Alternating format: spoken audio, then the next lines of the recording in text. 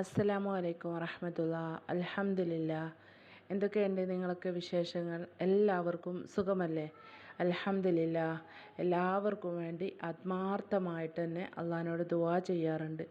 ഓരോ വീഡിയോൻ്റെ താഴെയായിട്ട് നിങ്ങൾ കമൻറ്റിലൂടെ എഴുതി അറിയിക്കുന്നതൊക്കെ ഞാൻ വായിക്കാറുണ്ട്. എല്ലാവർക്കും വേണ്ടിയിട്ട് ആത്മാർത്ഥമായിട്ട് തന്നെ ദുആ ചെയ്യാറുമുണ്ട്.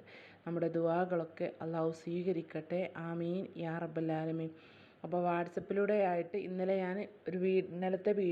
രാത്രി ഇട്ട വീഡിയോയിൽ നമ്പർ കൊടുത്തിട്ടുണ്ടായിരുന്നു. ഒരുപാട് പേര് വാട്സപ്പിൽ പുതിയതായിട്ട് വന്നിട്ടുണ്ട്. ഒരുപാട് മെസ്സേജ് വന്ന് കിടക്കുന്നുണ്ട്. അപ്പം കുറച്ചൊക്കെ മെസ്സേജാണ് ഞാൻ വായിച്ചത്. അതിനൊന്നും റിപ്ലൈ തന്നിട്ടുമില്ല. കാരണം കുറച്ച് തിരക്കായതുകൊണ്ടാണ്. നിങ്ങൾക്കൊക്കെ അറിയാമല്ലോ, നിങ്ങളെ പോലെയുള്ളൊരു സ്ത്രീയാണ് ഞാനും. വീട്ടിലെ കാര്യങ്ങളും മക്കളെ കാര്യങ്ങളൊക്കെ നോക്കണം. അപ്പോൾ അതിൻ്റെയൊക്കെ തിരക്കായതുകൊണ്ടാണ് ഒരു ഫ്രീ ആവുന്ന ടൈമിൽ നിങ്ങളൊക്കെ വോയിസ് മെസ്സേജ് കേട്ടതിൻ്റെ ശേഷമായിട്ട് നിങ്ങൾ ഓരോ പ്രയാസങ്ങളൊക്കെ ഞാൻ കേട്ടതിൻ്റെ ശേഷം എനിക്കറിയാവുന്ന കാര്യങ്ങളൊക്കെ ഞാൻ നിങ്ങൾക്ക് പറഞ്ഞു തരുന്നതായിരിക്കും കേട്ടോ. അപ്പോൾ ഇൻഷാ അല്ലാഹ് ഇന്നത്തെ ക്ലാസ്സിൽ ഞാൻ പറയുന്നത് നമ്മൾ അനുഭവിച്ചു കൊണ്ടിരിക്കുന്ന നമ്മുടെ സകല പ്രയാസങ്ങൾ നീങ്ങാനും എന്തൊക്കെ തരത്തിലുള്ള ബുദ്ധിമുട്ടുകളാണ് നമ്മൾ ഓരോരുത്തരും സഹിക്കുന്നത്, ആ പ്രയാസങ്ങളൊക്കെ നീങ്ങിക്കിട്ടാൻ വേണ്ടി ഇശാ മഗ്‌രിബിൻ്റെ ഇടയിലായിട്ടാണ് ഈ ഒരു ഇസ്മി നിങ്ങൾ ചൊല്ലേണ്ടത്. അതായത് മഗ്‌രിബ് നമസ്കാരം കഴിഞ്ഞിട്ട് ഇശാ നമസ്കാരത്തിൻ്റെ മുന്നേ ആയിട്ട് ആ ഒരു രൂപത്തിലായിട്ട് എവിടെയെങ്കിലും തനിച്ചിരുന്നു കൊണ്ട്, ആരും ഒച്ചയും ബഹളവും ഒന്നുമില്ലാത്ത, ഞാൻ എല്ലാ വീഡിയോയിലും നിങ്ങളോട് പറയാറില്ലേ, അങ്ങനെ ഒരു സ്ഥലത്ത് തനിച്ചിരുന്നു കൊണ്ട് ഒരു തസ്ബീഹ് മാല കയ്യിൽ പിടിച്ചുകൊണ്ട് 100 തവണ യാ ബാരിഉ യാ അല്ലാഹ്, യാ ബാരിഉ യാ അല്ലാഹ്, യാ ബാരിഉ യാ അല്ലാഹ്. അസ്മാഉൽ ഹുസ്നയിലെ ഒരുപാട് മഹത്വം നിറഞ്ഞിട്ടുള്ള ഒരു ഇസ്മാണിത്. യാ ബാരിഉ യാ അല്ലാഹ് എന്നെങ്ങനെ ചൊല്ലണം. അല്ലാതെ യാ ബാരിഉ യാ അല്ലാഹ്, യാ ബാരിഉ അങ്ങനെയല്ല. യാ ബാരിഉ യാ അല്ലാഹ്. അല്ലാഹ് എന്ന് പറയുന്ന സമയത്ത് യാ അല്ലാഹ് അങ്ങനെ പറയണം. യാ ബാരിഉ യാ അല്ലാഹ്, യാ ബാരിഉ യാ അല്ലാഹ്, യാ ബാരിഉ യാ അല്ലാഹ് അങ്ങനെ ചൊല്ലിയിട്ട് ആത്മാർത്ഥതയോട് കൂടിയിട്ട് 100 തവണ ചൊല്ലാം. ഇപ്പോൾ ഇന്ന് ഇൻഷാ അല്ലാഹ് ഇഷാ മഗ്‌രിബിൻ്റെ ഇടയിലായിട്ട് നിങ്ങളിത് ചൊല്ലാൻ തുടങ്ങുന്നുണ്ട് എങ്കിൽ നാളെയും ഇതേപോലെ തന്നെ ഇഷാ മഗ്‌രിബിൻ്റെ ഇടയിലായിട്ട് ഒരു 100, മറ്റന്നാളും അതേപോലെ തന്നെ ഇഷാ മഗ്‌രിബിൻ്റെ ഇടയിലായിട്ട് ഒരു 100, അതിൻ്റെ പിറ്റേന്നും അങ്ങനെ തുടരെയായിട്ട് പോയിട്ട് 7 ദിവസമാണ് ഇത് ചൊല്ലേണ്ടത്. 7 ദിവസം തുടരെയായിട്ട് ചൊല്ലുക. ഇന്നിപ്പോൾ നിങ്ങളിത് ചൊല്ലി എങ്കിൽ നാളെയും മറ്റന്നാൾ അതിൻ്റെ പിറ്റേന്നായിട്ട് തുടരെയായിട്ട്, അതിൻ്റെ ഇടയിൽ ഒഴിവ് വരാതെ മറന്നു പോവുകയൊന്നും ചെയ്യാതെ മനസ്സിൽ നല്ല വിശ്വാസം വെച്ചിട്ട്. അപ്പോൾ ഇത് ചൊല്ലുന്നതിൻ്റെ മുന്നേ ആയിട്ട് നിങ്ങളെ മനസ്സിലുള്ള എന്തൊക്കെ തരത്തിലുള്ള പ്രയാസമാണോ ആ പ്രയാസങ്ങളൊക്കെ നിങ്ങളെ മനസ്സിൽ നിങ്ങൾ വെക്കുക. ദുഃഖങ്ങളുണ്ട് ഒരുപാട്, 1, 2, 3 ദുഃഖങ്ങളല്ല, പല വിധത്തിലുള്ള പ്രയാസങ്ങൾ മനസ്സിലുണ്ട്. ആ പ്രയാസങ്ങളൊക്കെ മനസ്സിൽ നിയ്യത്താക്കുക. രോഗം കൊണ്ട് പ്രയാസമാണെങ്കിൽ ആ രോഗത്തിൻ്റെ ആ പ്രയാസം മാറിക്കിട്ടാൻ അത് നിയ്യത്താക്കുക. അല്ലെങ്കിൽ കടം കൊണ്ടാണ് വിഷമമുള്ളത് എങ്കിൽ അത് നിയ്യത്താക്കുക. അല്ല എങ്കിൽ എന്തൊക്കെ തരത്തിലുള്ള ഹലാലായിട്ടുള്ള ആവശ്യത്തിന് വേണ്ടി നമ്മുടെ മനസ്സിലെ മനോദുഃഖത്തിനും പ്രയാസം മാറാനും നമ്മുടെ ആഗ്രഹം നിറവേറിക്കിട്ടാനും അങ്ങനെയൊക്കെ ഉണ്ടല്ലോ, അങ്ങനെയുള്ള സകല കാര്യങ്ങളും മനസ്സിൽ വെച്ചിട്ട് ഈ ഒരു ഇസ്മി നിങ്ങൾക്ക് ചൊല്ലാവുന്നതാണ്. ആ 7 ദിവസത്തിൻ്റെ ഉള്ളിലായിട്ട് തന്നെ നിങ്ങളൊന്ന് നോക്കുക, എൻ്റെ കാര്യങ്ങൾ എന്തെങ്കിലും ഒന്ന് അള്ളാഹ് എനിക്ക് സാധിപ്പിച്ചു തന്നിട്ടുണ്ടോ എന്ന്. തീർച്ചയായും നിങ്ങൾ ആ കാര്യം 7 ദിവസത്തിൻ്റെ ഉള്ളിലായിട്ട് ഇൻഷാ അല്ലാഹ് അത് അള്ളാഹു സാധിപ്പിച്ചു തരും. അതുകൊണ്ട് ഈ പറഞ്ഞ രീതിയിൽ ഇശാ മഗ്‌രിബിൻ്റെ ഇടയിൽ തന്നെ കേട്ടോ. ഇശാ മഗ്‌രിബിൻ്റെ ഇടയിൽ എനിക്ക് തിരക്കാണ്, അതുകൊണ്ട് ആ ഒരു സമയത്ത് ചൊല്ലാൻ പറ്റില്ല എന്ന് കരുതിയിട്ട് സുബഹിൻ്റെ സമയത്ത് ചൊല്ലുക, അങ്ങനെ പറ്റില്ല. ഇത് ഇശാ മഗ്‌രിബിൻ്റെ ഇടയിൽ തന്നെ നിങ്ങൾ ചൊല്ലണം, സംസാരിക്കാണ്ട് 100 എണ്ണം യാ ബാരിഉ യാ അല്ലാഹ് എന്ന് ചൊല്ലാൻ ഒരുപാട് സമയം വേണ്ട, പെട്ടെന്ന് ചൊല്ലി തീർക്കാവുന്നതാണ്. അത് കരുതിയിട്ട് സ്പീഡിൽ അങ്ങോട്ട് ഓടിച്ചു വിടാതെ ഒരു സാവധാനത്തിലായിട്ട്. അള്ളാഹിൻ്റെ നാമമാണ് നമ്മളെ മനസ്സിലുള്ള ഇന്നാലില്ല പ്രയാസങ്ങളൊക്കെ ഉണ്ട്, ഒരുപാട് ടെൻഷനുകളുണ്ട്, അതൊക്കെ തീരാൻ വേണ്ടിയിട്ട് ഞാൻ നിയ്യത്താക്കി ഞാനും 7 ദിവസം തുടരെയായിട്ട് ഇതേ ഒരു രൂപത്തിൽ ഞാൻ ചൊല്ലുമെന്ന് മനസ്സിൽ നിയ്യത്താക്കുക. ഇന്നലെ തന്നെയാണ് പുതിയതായിട്ട് തന്നെ വാട്സപ്പിൽ വന്ന ഒരു വോയിസ് മെസ്സേജ് ഞാനൊന്ന് നോക്കിയിട്ടുണ്ടായിരുന്നു. ഒരുപാട് വിഷമം നിറഞ്ഞ വോയിസാണത്. ഇത് കേട്ടിട്ട് തന്നെ മനസ്സിലാകെ ടെൻഷനാകുന്നുണ്ട്. അവരുടെ പ്രയാസം അവർ പറയുന്നത് കേട്ടിട്ട് നമുക്കൊക്കെ അൽഹംദുലില്ലാ എന്തോ ഒരു സമാധാനമാണ് അള്ള തന്നത്. നമുക്ക് ഉള്ളതിൽ നമ്മൾ സമാധാനപ്പെടില്ലല്ലോ. നമുക്ക് മറ്റുള്ളവരുടെ വിഷമങ്ങളൊക്കെ കേൾക്കുന്ന സമയത്താണ് റബ്ബേ എനിക്ക് അള്ള ഇതുവരെ ഇങ്ങനെയുള്ളൊരു പ്രയാസം അള്ള എനിക്ക് തന്നിട്ടില്ലല്ലോ. അതിന് നമ്മൾ അള്ളാഹിനോട് ഹംദ് പറയണം. ഞാൻ നിങ്ങളോട് വീഡിയോയിലൊക്കെ പറഞ്ഞതാണ് അല്ലേ, നമുക്ക് ഒഴിവ് കിട്ടുന്ന സമയത്തൊക്കെ നമ്മൾ സ്വലാത്തൊക്കെ ചെല്ലുന്നത് പോലെ തന്നെ ഒരുപാട് തവണ അൽഹംദുലില്ലാ എന്ന് ധാരാളമായിട്ട് പറയണം. അതുപോലെ ഇസ്തിഗ്ഫാർ, നമ്മൾ കരുതും ഇസ്തിഗ്ഫാർ അസ്തഗ്ഫിറുല്ലാഹൽ അലീം പൊറുക്കലിനെ മാത്രം തേടാനുള്ള ദിക്റാണ് എന്ന്.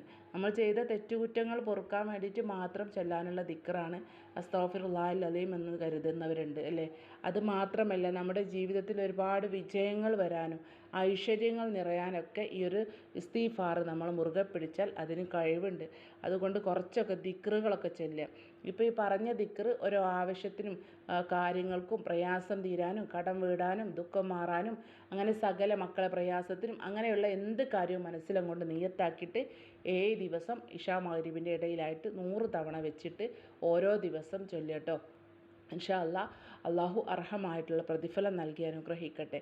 അപ്പോൾ നിങ്ങളോട് ഞാൻ പറഞ്ഞതാണ്. ഇനിയിപ്പം കേൾക്കാത്തവരുണ്ട് എങ്കിൽ ഇതിനോടൊപ്പം തന്നെയായിട്ട് 5 വക്ത് ഫർള് നമസ്കാരം ഖളാ ആവാതെ നിസ്കരിക്കുകയും വേണം. അതുപോലെ തന്നെ സ്വലാത്തുകളായിട്ടും ദിക്റുകളായിട്ടും ധാരാളമായിട്ട് ചൊല്ലുക. എപ്പോഴൊക്കെയാണ് നമുക്ക് സ്വലാത്തും ദിക്റും ചൊല്ലാൻ ഒരു സമയം കിട്ടുന്നത്? ജോലിൻ്റെ ഇടയിലായിട്ട് ചൊല്ലാൻ, ഞാൻ ജോലി തിരക്ക് നമ്മൾ അടുക്കളയിലൊക്കെ ഓരോന്ന് റെഡിയാക്കുന്ന സമയത്തൊക്കെ ഞാൻ ചൊല്ലാറുണ്ട്. അടുത്ത് വേറെ ആൾ സംസാരിക്കാൻ ഇല്ല എങ്കിൽ ഞാൻ ചൊല്ലാറുണ്ട്. വേറെ ആരോട് സംസാരിച്ച് കൊണ്ടിരിക്കുമ്പം അതിൻ്റെ ഇടയിൽ സ്വലാത്ത് ഞാൻ ചൊല്ലാറില്ല, ദിക്റും ചൊല്ലാറില്ല. അതെനിക്കിഷ്ടമല്ല. അത് അതിൻ്റേതായൊരു രീതിയിൽ ചൊല്ലേണ്ടത്. ദിക്റായാലും അള്ളാഹുവിലേക്കാണ് നമ്മൾ ദിക്റ് ചൊല്ലുന്നത്, അള്ളാഹുവിന് വേണ്ടിയിട്ടാണ് ചൊല്ലുന്നത്. അതുപോലെ തന്നെ മുത്ത് റസൂലിൻ്റെ പേരിലാണ് സ്വലാത്ത് ചൊല്ലുന്നത്. അപ്പോൾ അതൊക്കെ അതിൻ്റേതായ ഒരു ബഹുമാനത്തോട് കൂടിയിട്ട് ചൊല്ലണം.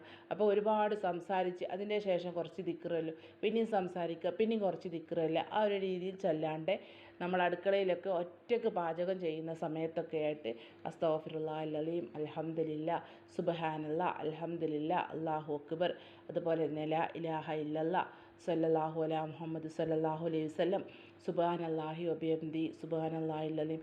അള്ളാഹ്ക്ക് ഒരുപാട് ഇഷ്ടപ്പെട്ട ഒരു ദിക്റാണത്. സുബ്ഹാനല്ലാഹി വബിഹംദിഹി, സുബ്ഹാനല്ലാഹിൽ അലീം, സുബ്ഹാനല്ലാഹി വബിഹംദിഹി, സുബ്ഹാനല്ലാഹിൽ അലീം എന്നിങ്ങനെ ഒരു 30 തവണയോ 33 തവണയോ ഓരോ ദിവസമായിട്ട് ഇങ്ങനെ ചൊല്ലുക. അതുപോലെ തന്നെ മഗ്‌രിബിൻ്റെ ഒരു സമയം പറഞ്ഞാൽ പ്രധാനപ്പെട്ട ഒരു സമയമാണ് അല്ലേ. ഒരു പ്രധാനപ്പെട്ട നമ്മൾ ഇബാദത്ത് ചെയ്യുന്നൊരു ടൈമാണ് ആ ഒരു ഇശാ മഗ്‌രിബിൻ്റെ ഇടയിൽ എന്ന് പറഞ്ഞാൽ ഖുർആനായിട്ടും ദിക്റുകളായിട്ടും സലാത്തുകളായിട്ടും അള്ളാഹുവിനോട് ദുആ ചെയ്തിട്ടും നമ്മൾ ഇങ്ങനെ അള്ളാഹുവിലേക്ക് അടുക്കുന്ന ഒരു സമയമാണ്. ആ ഒരു സമയത്തിന് പ്രത്യേകതയും കൂടിയുണ്ട്. ആ ഒരു സമയത്ത് ദുആ ചെയ്താൽ ദുആക്ക് ഉത്തരം കിട്ടും.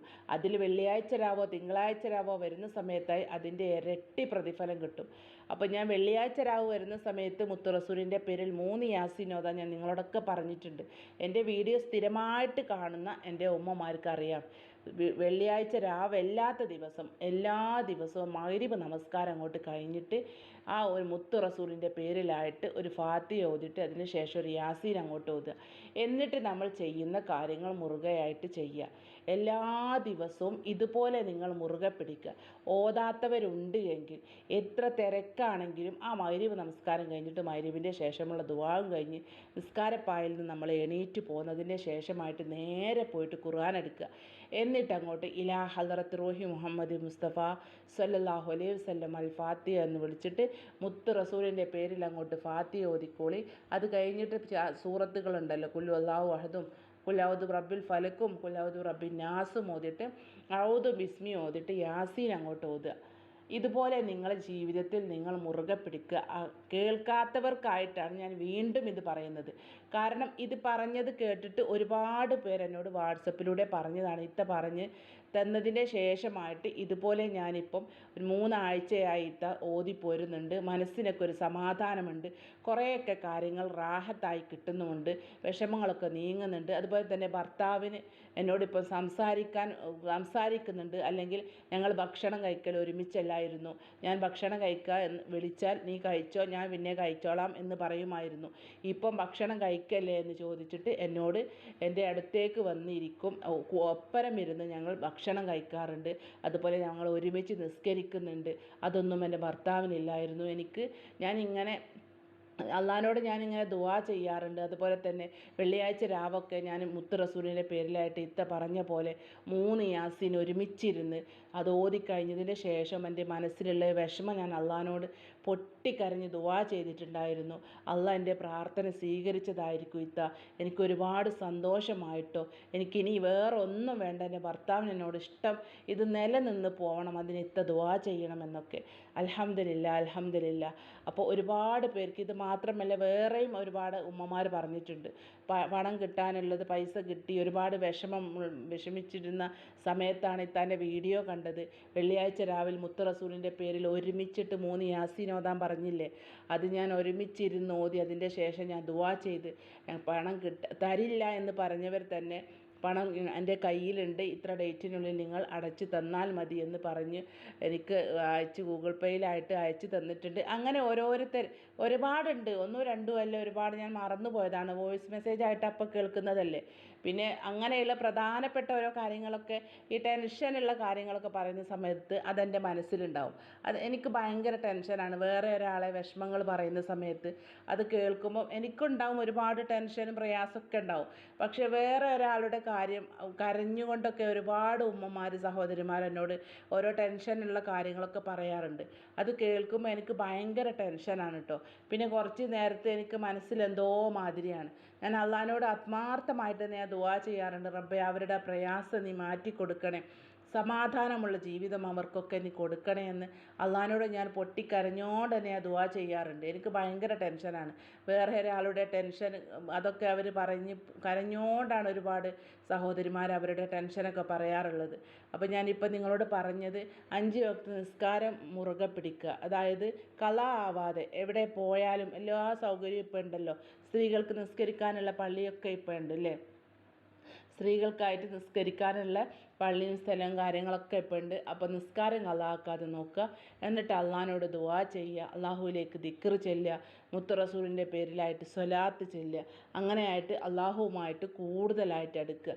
ഒരു പ്രയാസവും പ്രശ്നവും ബുദ്ധിമുട്ടും ഒന്നും ഇല്ലാത്തവരൊന്നും ആരും ഉണ്ടാവില്ല. അതിനൊന്നും ഒരിക്കലും ടെൻഷൻ അടിക്കേണ്ട. അള്ളാഹു അല്ലേ എല്ലാം കാണുന്നുണ്ടല്ലോ, അള്ളയല്ലേ എല്ലാം നമുക്ക് തരുന്നത്. അങ്ങനെ അങ്ങോട്ട് മനസ്സിലങ്ങോട്ട് ആ ഒരു വിശ്വാസം നമുക്കുണ്ടായാൽ നമുക്ക് ആ ടെൻഷന് മനസ്സിൽ നമുക്ക് തട്ടുകയില്ല. അല്ലെങ്കിൽ മനസ്സാകെ തളർന്നു പോയാൽ പിന്നെ നമുക്കൊന്നിനൊരു മൂടുണ്ടാവില്ല. ഒരുപാട് സഹോദരിമാർ പറഞ്ഞിട്ടുമുണ്ട് നിസ്കരിക്കാനൊന്നും ഒരുപാട് സഹോദരിമാർ പറഞ്ഞിട്ടുണ്ട് മനസ്സാകെ ടെൻഷനാകുന്ന സമയത്ത് നിസ്കരിക്കാനൊന്നും മനസ്സിനൊരു മൂടില്ല എന്നൊക്കെ. അപ്പോൾ അതാണ്, നമ്മൾ എന്തെങ്കിലും ഒരു ടെൻഷൻ വരുന്ന സമയത്ത് മനസ്സാകെ തളർന്നു പോയാൽ നമുക്കൊന്നിനും ഒരു ആഗ്രഹം ഉണ്ടാവില്ല അല്ലേ, അള്ളാഹുവിലേക്ക് നിസ്കരിക്കാനും അതുപോലെ തന്നെ ദിക്ർ ചെല്ലാനും ഒന്നും. അപ്പം നമ്മളിങ്ങനെയുള്ള ടെൻഷനൊക്കെ വരുന്ന സമയത്ത് ചെയ്യേണ്ടത് എന്താ അറിയോ, അള്ളാഹുവിനോട് കൂടുതലായിട്ട് അടുക്കുക. അതുപോലെ ആ ടെൻഷൻ മനസ്സിൽ വെച്ചുകൊണ്ട് അള്ളാഹുവിലേക്ക് ദുആ ചെയ്യുക. ആ ദുആ അള്ളാഹ് തട്ടില്ല, ആ ദുആ അള്ളാഹ് കേൾക്കും. കാരണം മനസ്സിൽ അത്രക്കും പ്രയാസം വെച്ചിട്ടാണ് നമ്മൾ അള്ളാഹിനോട് ദുആ ചെയ്യുന്നത്. മനസ്സാകെ വിഷമിച്ചിരിക്കുന്ന സമയത്തല്ലേ നമ്മൾ പറയുന്നത്. അപ്പോൾ ആ ദുആ അള്ളാഹ് കാണും, നമ്മുടെ മനസ്സ് ഉരുകുന്നത് അള്ളാഹ് കാണും. അതുകൊണ്ട് ആ ദുആ അള്ളാഹ് തട്ടില്ല. എന്തെങ്കിലും വിഷമമൊക്കെ നമുക്കൊരു മനസ്സിനൊക്കെ ഒരു പൊറുതികേടും ടെൻഷനൊക്കെ വരുന്ന സമയത്ത് ഒന്ന് വുളു എടുത്തിട്ട് പരിശുദ്ധമാക്കപ്പെട്ട ഖുർആൻ ഉണ്ടല്ലോ, അതിലൊരു 2 പേജ് ഓതുക. അല്ലെങ്കിൽ മുത്ത് റസൂലിൻ്റെ പേരിലായിട്ട് ഒരു യാസീനൊക്കെ അങ്ങോട്ട്, എൻ്റെ മുത്ത് റസൂലിൻ്റെ പേരിൽ ഞാൻ ഒരു യാസീൻ ഓതുന്നൊന്ന് മനസ്സിലങ്ങോട്ട് നിയ്യത്താക്കിയിട്ട് ഒരു യാസീനൊക്കെ ഓതുക. മനസ്സിനൊക്കെ ഒരു സമാധാനം കിട്ടും ഇതുപോലെയുള്ള കാര്യങ്ങളൊക്കെ ചെയ്യുമ്പോൾ. അല്ലാതെ ഒരുപാട് ടെൻഷനായി ഇങ്ങനെ കരഞ്ഞിട്ട് ആകെ വേറെ എന്തെങ്കിലും അസുഖങ്ങളൊക്കെ വന്നു ചേരുക എന്നല്ലാതെ വേറെ ഒന്നും നമുക്ക് കിട്ടാൻ പോകുന്നില്ല. അള്ളാഹുവിലേക്ക് എന്ത് ടെൻഷനാണെങ്കിലും അള്ളാഹുവിലേക്ക് ദുആ ചെയ്യാം. ഇന്നൊരു സഹോദരി ഒരു ടെൻഷൻ പറഞ്ഞ സമയത്ത് ഞാൻ പറഞ്ഞിട്ടുണ്ട് സാരമില്ല കരയേണ്ട എന്ന്. ഒരു കയറ്റത്തിനൊരു ഇറക്കമുണ്ടാവും അല്ലേ? അള്ളാഹുവാണ് ഇതൊക്കെ തരുന്നത്. അതുകൊണ്ട് അള്ളാഹുവിനോട് പറയാം, റബ്ബേ ഇന്ന വിഷമമാണ് റബ്ബേ, എനിക്ക് എൻ്റെ പ്രയാസം നീ കാണുന്നില്ലേ, എൻ്റെ വിഷമം നീ കാണുന്നില്ലേ, ഒരു സമാധാനവും സന്തോഷവുമുള്ള ജീവിതം എനിക്ക് തരണേ എന്ന്. കടം കൊണ്ട് ഒരുപാട് പ്രയാസപ്പെടുന്ന ഒരുപാട് പേരുണ്ട്. ഒരുപാട് പേര് എൻ്റെ വീഡിയോ കാണുന്ന 100% ആൾക്കാർ എന്ന് തന്നെ പറയാം കടം കൊണ്ട് പ്രയാസപ്പെടുന്നവരാണ്. അവരുടെയൊക്കെ കടങ്ങൾ വീട്ടാനുള്ള ഒരു ഹലാലായിട്ടുള്ള മാർഗ്ഗം റബ്ബേ നീ കാണിച്ചു കൊടുക്ക്. മനസ്സമാധാനമുള്ള ജീവിതം ഞങ്ങൾക്ക് എല്ലാവർക്കും നീ തരണേ അല്ല. സമാധാനത്തോടെയുള്ള ജീവിതം, കടങ്ങളൊക്കെ വീട്ടി റാഹത്തോടെയുള്ള ഒരു പിന്നെ നമുക്ക് കടങ്ങളും അതുപോലെ നമുക്ക് ഓരോ ടെൻഷനുകളൊക്കെ തീർന്നാൽ തന്നെ ഒരു സമാധാനമാണല്ലേ. അതാണ് ഒരു സുഖജീവിതം എന്ന് പറയുന്നത് അല്ലേ? ടെൻഷൻ ഇല്ലാത്തൊരു ജീവിതം, ഉള്ളത് കൊണ്ട് സമാധാനത്തോടെ ജീവിക്കുക. അല്ലാതെ ഒരു കോടിക്കണക്കിന് പണം നമുക്ക് കിട്ടണം, ഒരുപാട് സ്വർണം വേണം, പണം വേണം, ഒരുപാട് മുതൽ വേണം, അതിനോടൊന്നും ഒരു ചുക്കും കിട്ടാൻ പോകുന്നില്ല. ആ ഒരുപാട് മുതലുള്ള ഒരാളാണെങ്കിൽ നാളെ നമുക്ക് അതിനോടൊക്കെ ഓരോ പണത്തിനോടും ആ മുതലിനോടുമൊക്കെയുള്ള കടമകൾ നമ്മൾ അള്ളാഹിനോട് അവിടെ നാളെ മഹ്ശറയിൽ നിന്ന് അള്ളാഹ് ചോദിക്കുന്ന സമയത്ത് അതിനൊക്കെ നമ്മൾ മറുപടി പറയേണ്ടി വരും. അതുകൊണ്ട് നമ്മളെ ആവശ്യത്തിനുള്ളത് ആരോടും പോയി ചോദിക്കാൻ അങ്ങനെയുള്ളൊരവസ്ഥ അള്ളാഹ് തരാൻ.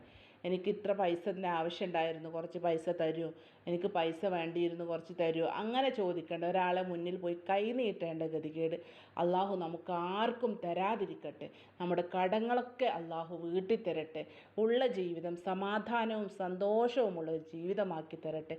അതുകൊണ്ട് എത്ര തന്നെ ടെൻഷനാണെങ്കിലും നിങ്ങൾ അള്ളാഹുവിലേക്ക് കൈകൾ ഉയർത്തിക്കൊണ്ട് അള്ളാഹുവിനോട് പൊട്ടിക്കരഞ്ഞ് ദുആ ചെയ്യുക. സുജൂദിൽ കിടന്നുകൊണ്ട് കരഞ്ഞോണ്ട് നിങ്ങൾ ദുആ ചെയ്ത് നോക്കി.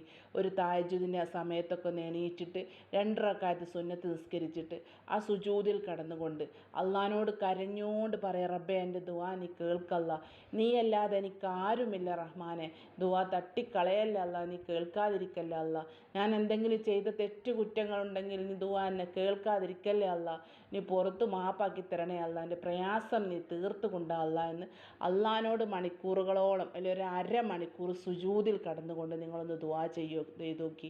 അള്ളാഹ് ദുആ തട്ടിക്കളയില്ല. അള്ളാഹ്ക്ക് ഇഷ്ടമാണ് അള്ളാഹിനോട് ദുആ ചെയ്യുന്നത്. അതുകൊണ്ട് ഞാൻ കുറേ ദിക്റും സ്വലാത്തും ഞാൻ ചൊല്ലി നോക്കിയിട്ടുണ്ട്.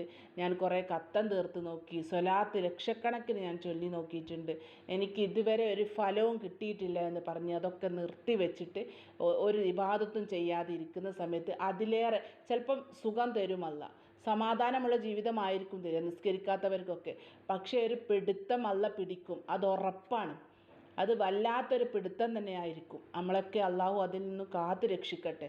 നമ്മുടെ പ്രയാസങ്ങളൊക്കെ അള്ളാഹ് മാറ്റിത്തരട്ടെ. അപ്പോൾ ഞാൻ നിങ്ങളോട് ഇപ്പോൾ പറഞ്ഞു വന്ന കാര്യം എന്താ വെച്ചാൽ, എൻ്റെ വീഡിയോ കാണുന്ന എൻ്റെ ഉമ്മമാർ, എൻ്റെ സഹോദരിമാർ, നിങ്ങൾ എല്ലാ ദിവസവും മഗ്‌രിബിൻ്റെ ആ പ്രധാനപ്പെട്ട ആ ഒരു സമയമാണ്.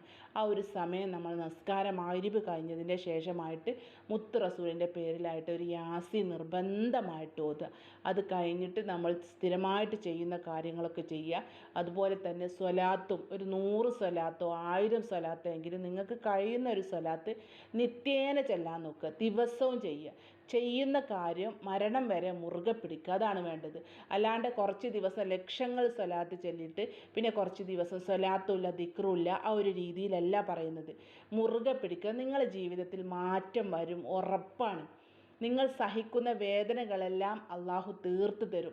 ഇതേപോലെയായിട്ട് നിങ്ങൾ മാസങ്ങളോളമായിട്ട് ചെയ്തു പോയാൽ എങ്ങനെ 5 വക്ത് നിസ്കാരം ഖളാ ആക്കാതെ നിസ്കരിക്കുക, സുന്നത്ത് കഴിയുന്നത് നിസ്കരിക്കുക, തഹജ്ജുദ് നിസ്കരിക്കുക, സ്വലാത്ത് അധികരിപ്പിക്കുക, ദിക്ർ അധികരിപ്പിക്കുക, ഖുർആൻ പാരായണം ചെയ്യുക, അള്ളാഹ്ക്ക് ഇഷ്ടമില്ലാത്ത കാര്യങ്ങളൊന്നും ചെയ്യാതിരിക്കുക, എന്നിട്ട് അള്ളാഹിനോട് ദുആ ചെയ്യുക. ആ ദുആ അള്ളാഹ് തട്ടിക്കളയില്ല. നമ്മൾ എത്ര കടം കൊണ്ട് പ്രയാസപ്പെടുന്നവരാണെങ്കിലും ഒരു സമാധാനമില്ലാത്ത ജീവിതത്തിലൂടെയാണ് കടന്നു പോകുന്നത് എങ്കിലും അള്ളാഹു ഒരു വഴി നമുക്ക് കാണിച്ചു തരും. അത് ഉറപ്പാണ്, ഒരു സംശയവും നിങ്ങൾക്ക് വേണ്ട. അപ്പോൾ ഇൻഷാ അല്ലാഹ് ഞാൻ ഈ പറഞ്ഞ കാര്യങ്ങളൊക്കെ ഫുള്ളായിട്ട് കേൾക്കട്ടോ. അപ്പോൾ ഇന്നലെ രാത്രി ഞാൻ ഇട്ട വീഡിയോയിൽ നമ്പർ കൊടുത്തതാണ്. അപ്പോൾ ആ വീഡിയോൻ്റെ താഴെ തന്നെ വന്നിട്ട് നമ്പർ ചോദിക്കുന്നവരുണ്ട് കമൻറ്റിലൂടെ. അവർക്കൊന്നും വീഡിയോ കാണാൻ ടൈമില്ല. വീഡിയോ കാണുന്ന ടൈമിൽ ജസ്റ്റ് ഒന്ന് വീഡിയോ ഒന്ന് നോക്കി പോകുക. അത് നിങ്ങൾക്ക് ആവശ്യമില്ലെങ്കിൽ നിങ്ങൾ വീഡിയോ കാണണ്ട. നമുക്ക് ഓരോരുത്തർക്കും ഓരോ മനസ്സിലോരോ ഉദ്ദേശങ്ങളുണ്ടാവും അല്ലേ. ചിലർക്ക് വീഡിയോ കാണാൻ ഇഷ്ടമുള്ളവരുണ്ടാവും, ഇഷ്ടമില്ലാത്തവർ വീഡിയോ കാണണ്ട. വീഡിയോ കാണുന്നവർ വീഡിയോയിൽ പറയുന്ന കാര്യം ശ്രദ്ധിച്ച് ക്ഷമയോട് കൂടിയിട്ട് കേൾക്കാനുള്ള മനസ്സുണ്ടാക്കുക ആദ്യം തന്നെ. എന്നിട്ട് അതിൽ പറഞ്ഞ കാര്യങ്ങളൊക്കെ നിങ്ങൾ നിയ്യത്താക്കി ചൊല്ലേണ്ടത് നിയ്യത്താക്കി ചെല്ലുക. അപ്പോൾ അതിൽ ഞാൻ വെറുതെ നാടൻ വർത്താനം ഒന്നും ഞാൻ എൻ്റെ വീഡിയോയിൽ പറയുന്നില്ല. നമുക്കൊക്കെ മനസ്സിലാക്കേണ്ട അറിയേണ്ട കാര്യങ്ങൾ മാത്രമാണ് വീഡിയോയിൽ പറയുന്നത്. അതുകൊണ്ട് വീഡിയോയിൽ പറയുന്ന കാര്യങ്ങളൊന്ന് കേൾക്കാനുള്ള ക്ഷമ നിങ്ങൾ കാണിക്കുക. വീഡിയോ കാണാൻ ഇഷ്ടമില്ലാത്തവർ വീഡിയോ കാണേ വേണ്ട. ഇഷ്ടമുള്ളവർ മാത്രം വീഡിയോ കാണുക, അതിൽ പറഞ്ഞ കാര്യങ്ങളൊക്കെ ചെയ്തു നോക്കുക. അതാണ് ഞാൻ പറഞ്ഞത്. മനസ്സില്ലാ മനസ്സോട് കൂടിയിട്ട് നിങ്ങൾ വീഡിയോ കണ്ടിട്ട് ഒന്ന് കുറച്ചൊന്ന് കണ്ടിട്ട് മാണോ മാണ്ടേ എഴുതിയിട്ട് വീഡിയോ കണ്ടിട്ട് ചിലപ്പോൾ അതിലുള്ള ദിക്റ് മാത്രം ചൊല്ലിപ്പോവും. അങ്ങനെ നിങ്ങൾ ചെയ്താൽ അതിന് ഉത്തരം കിട്ടില്ല. കാരണം ആ ദിക്റിനെ പറ്റിയുള്ള കാര്യങ്ങൾ ഞാൻ ഈ വീഡിയോയിൽ പറയുന്നുണ്ടാവും. ഓരോ ദിക്റ് പറഞ്ഞാലും അതിൻ്റെ കാര്യങ്ങൾ ഒരുപാട് ഞാൻ വീഡിയോയിൽ പറയും. അതൊക്കെ കേട്ടതിൻ്റെ ശേഷമായിട്ട് നിങ്ങളൊന്ന് ചൊല്ലി നോക്കി. അത് നിങ്ങൾ നിയ്യത്താക്കി ചൊല്ലിയാൽ ആ ഒരു ദിക്റിന് നിങ്ങൾ എന്ത് കാര്യത്തിനാണ് നിയ്യത്താക്കി ചെല്ലുന്നത് ആ കാര്യം അള്ളാഹു സാധിപ്പിച്ചു തരും. അപ്പോൾ ഇൻഷാ അല്ലാഹ്, അപ്പോൾ ഞാൻ പറഞ്ഞത് അതാണ്. ഇന്നലെ ഞാൻ നമ്പർ കൊടുത്തതാണ്, എന്നിട്ടും നമ്പർ ചോദിച്ചവരുണ്ട് കമൻറ്റിലൂടെ. അതാണ് അവർ വീഡിയോ ഫുള്ള് കണ്ടിട്ടില്ല, അതുകൊണ്ടാണ്. അപ്പോൾ ഇൻഷാ അല്ലാഹ് വീഡിയോ ഫുള്ളായിട്ട് കാണുക, നിങ്ങളെ ദുആയിൽ നിങ്ങൾ ഉൾപ്പെടുത്തുക. നിങ്ങൾക്ക് എല്ലാവർക്കും വേണ്ടിയിട്ട് ആത്മാർത്ഥമായിട്ട് തന്നെ ഞാൻ ദുആ ചെയ്യാറുണ്ട്. നമ്മുടെ ദുആകളൊക്കെ അള്ളാഹു സ്വീകരിക്കട്ടെ. റമളാൻ മാസമാണ് നമ്മിലേക്ക് വരാനിരിക്കുന്നത്. അത് വരുമ്പോഴേക്കും നമ്മുടെ കൽബുകളൊക്കെ ഒന്ന് വൃത്തിയാക്കി കഴുകി മൂറി വെക്കുക. അസൂയയും കിബിറുകളും എല്ലാവരുടെ ദേഷ്യങ്ങളും അതൊക്കെ ഉണ്ട് എങ്കിൽ എല്ലാം നമ്മുടെ ഭാഗം നമ്മൾ ക്ലിയറാക്കി വെക്കുക. റമളാൻ വരുമ്പോഴേക്കും നമ്മുടെ വീട് വൃത്തിയാക്കുന്നതിന് മുന്നേ ആയിട്ട് നമ്മുടെ ഹൃദയമാണ് നമ്മൾ വൃത്തിയാക്കേണ്ടത് കേട്ടോ. അപ്പോൾ ഇൻഷാ അല്ലാഹ്, അസ്സലാമു അലൈക്കും വറഹ്മത്തുള്ളാഹി തആല വബറകാതുഹു.